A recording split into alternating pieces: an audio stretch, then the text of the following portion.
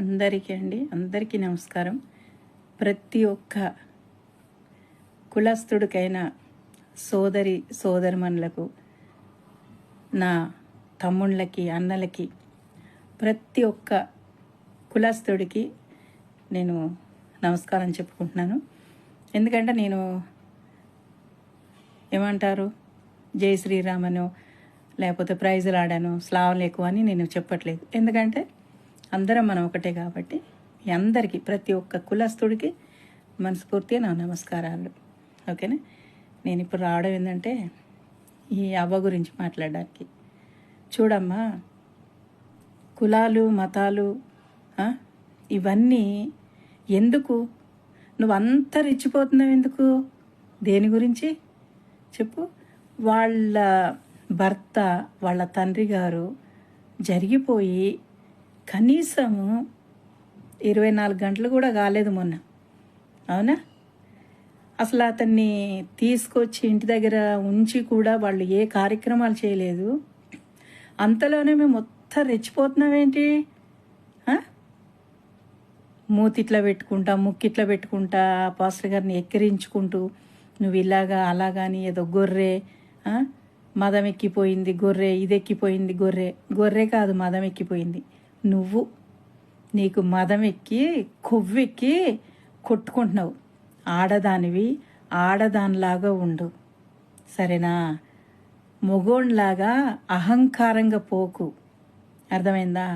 మొగోళ్ళు ఎక్కడ పోయినా వస్తారు తెగించుకొని. ఆడదానివి తగ్గించుకొని బ్రతుకు, సరేనా? నువ్వు ఒక అమ్మ కడుపులోనే పుట్టావు కదా, నువ్వు ఒకడికి పెళ్ళానివే కదా, ఒకరికి పిల్లలకు తల్లివే కదా. నీ వీడియోలు నీ కొడుకులు కానీ, నీ కూతుర్లు కానీ, నీ తోబుట్టువులు కానీ, నీ ఫ్యామిలీ చూడట్లా? కొంచెమన్నా నీకు కనికరం ఉందా? అంత దారుణమా? ఏం చూసుకొని అంత పొంగిపోతున్నావే? ఏం చూసుకొని అంత పొంగిపోయి అంత విర్రవీగి మాట్లాడుతున్నావు? అదే పరిస్థితి నీకొస్తే, నీ ఇంట్లో ఇంకెవడికన్నా వస్తే అలాగేనా? వాళ్ళ కులస్తులు కూడా అలాగే నిన్ను వెక్కిరించి మాట్లాడతారా? తప్పు. నీకు ఉండొచ్చు, తగ్గించుకొని మాట్లాడు, సరేనా? నువ్వు కూడా ఒక దేవుడు సృష్టించనే పుట్టిందానివి, పైనుంచేం ఊడిపడలా. అవునా? నువ్వు పుట్టినప్పుడు నీ కులం ఏంటో తెలుసా అని నీకు అసలు? ఓసారి నీ ముఖం అద్దంలో చూసుకున్నావా? నీ ముఖం ఎన్ని వంకళ్ళు పోతుందో, ఎంత పోతుందో. ఒక్కసారి నీ అందాన్ని చూసుకో, మళ్ళీ వెళ్ళి అద్దంలా తెలుస్తుంది. ఒకరికి వేలు పెట్టి చూపించే ముందు 4 ఏళ్ళు మన వీపును చూపిస్తున్నాయి, అంతేనా? తను మాట్లాడవచ్చు, పాస్టర్ గారు ఏదైనా తప్పుగా మాట్లాడితే తను అందరికీ ముఖాముఖిగా తను క్షమాపణ చెప్పాడు. సరే, తన కర్మ ఎలాగుందో అలా జరిగిపోయింది. దానికి మిమ్మల్ని ఎవరు మాట్లాడమన్నారు? ప్రతి ఒక్క కులస్తుడు చెప్పాడు, సరే ఇలా అయిపోయింది, తన ఆత్మశాంతి కలగాలని. నీకెందుకే అంత రెచ్చిపోతున్నావు? అంత దూలేంటి నీకు? అంత రెచ్చిపోతున్నావు ఏంటి? అంటే నేను తన్నేవాడు లేకనా? చూడు, ఎవరితోటైనా నువ్వు నాటకాలు ఆడు, నోరు దురద పెడితే గీక్కో కర్రిచ్చుకొని, కానీ భగవంతుడితో మాత్రం నాటకాలు ఆడకు, అర్థమైందా? అదే భగవంతుడు నీకంటూ ఆ బ్రదర్ ఎప్పుడైతే చనిపోయాడో అదే రోజు వరకు నువ్వు భూమి మీద ఉంటావో లేదో కూడా తెలియదు. ఎందుకంటే ప్రతిదీ భగవంతుడు చూస్తూనే ఉంటాడు. అతన్ని ఎక్కిరిస్తున్నావు, కొక్కిరిస్తాను, మరి నీ మూతేమో అంత నువ్వు రత్నకాంతలాగా ఉన్నట్టుగా పద్ధతి అని అదేమన్నా? వాళ్ళు ఒకసారి అంత అదైతే నిజంగా ఇసుక పోస్తే రాలని అంత జనం దుఃఖ సముద్రంలో ఉంటే నీకు కొవ్వొచ్చి నిన్ను నెత్తిలో పెట్టుకుంటారని, నీకు కిరీటం పెడతారని కొవ్వొచ్చి కొట్టుకొని ఏదో వాగుతున్నావు, కుక్క వాగినట్టు. మదమెక్కి కొట్టింది గొర్రె అట, బలిపెక్కిపోయింది గొర్రె అట. నువ్వేమెక్కి కొట్టుకుంటున్నావు మరి? నీకు పిచ్చెక్కి కొట్టుకుంటున్నావు కదా. ఏదో ఎర్రగడ్డ పిచ్చి హాస్పిటల్ నుండి తప్పుకొని వచ్చినట్టు నువ్వు. అది ఎర్రగడ్డ పిచ్చి హాస్పిటల్ నుండి వచ్చిందండి.